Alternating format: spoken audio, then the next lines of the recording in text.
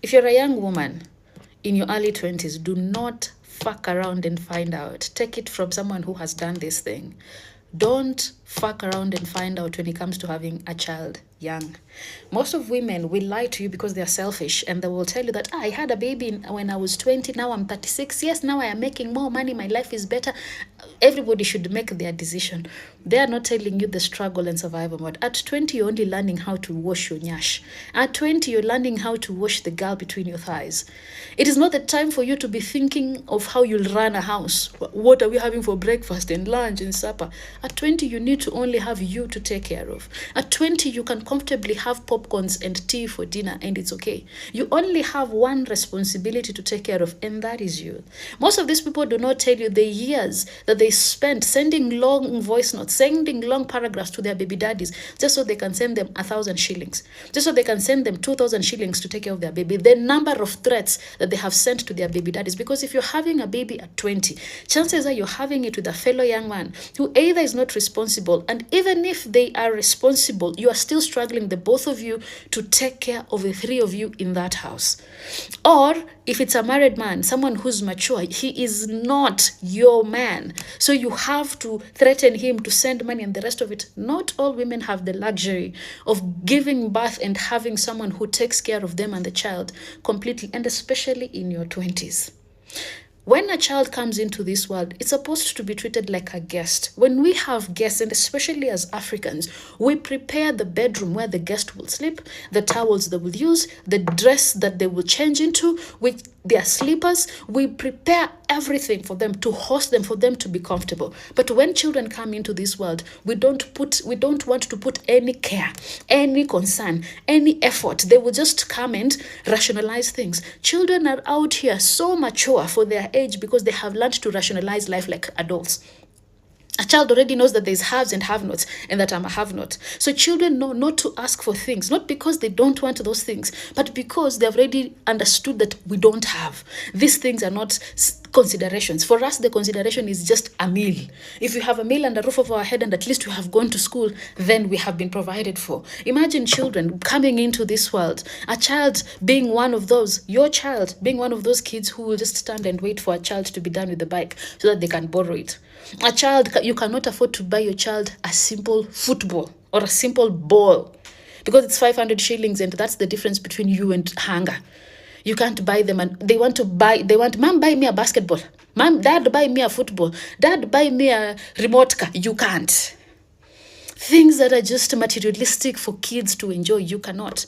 Taking kids to the supermarket or taking kids to the mall just so that they can window shop and go back home, you're not buying them shishi, you're not buying them anything. And then they're the ones who are advising you like, oh, you can do it, I also did it. They're lying to you. They're not telling you the implications of what that does to it has on them and the children. And the children. I am here in South Africa, and even as I was coming, I get on a plane. You see, 3, 4, 5-year-old on a flight. And once we disembarked, there's a family that we came with to the hotel. Nice hotel. Kids are already used to that kind of life. Then there's your children. There's a child that you have brought into this world that will see the inside of a plane by themselves when they are done with university, and they, through their own sheer hard work, figure out ways in which they can see the inside of a plane. Now, that is done. Some of us have had to go through that, the same thing.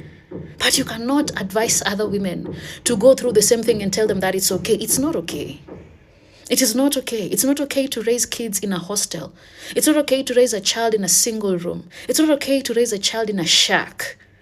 It has already happened, yes, but do not advise other women and tell them that it gets better. Sometimes it doesn't get better. It keeps on getting worse and worse and worse. And kids are raised in poverty, and they're the ones who become goons and become prostitutes and become thieves and become... because they have to do those things to survive. To survive. And you see also the children, both men and women, who are raised into prostitution or into schmeck's work. It's because the conditions that surrounded them when they are young allowed them to fend for themselves when they were young. They did not have anyone to take care of them. They had to learn how to take care of them in the way that they knew how. Nobody wakes up and just decides to be a schmeck's worker. It always stems from the childhood. And you people are just advising people, yeah, just bring a child into this world. You make a decision that you can want to make. Selfish people. They don't care about how their decisions affect them and affect others. And those others that I'm talking about, the others I'm talking about, is their own children. People will sleep with each other, get pregnant without a care of what that child is going to suffer or face when they finally land on this world. That's the most selfish decision you can ever make. If you are a loving woman who wants to be a mother one day, be selfless. Make sure that when your guest, especially those of you who are young and you still have an opportunity, that when that young guest, boy or girl, comes into this world, you have a guest room for them. You have things you have prepared to host them for 18 years and make their lives comfortable in your house. In your house.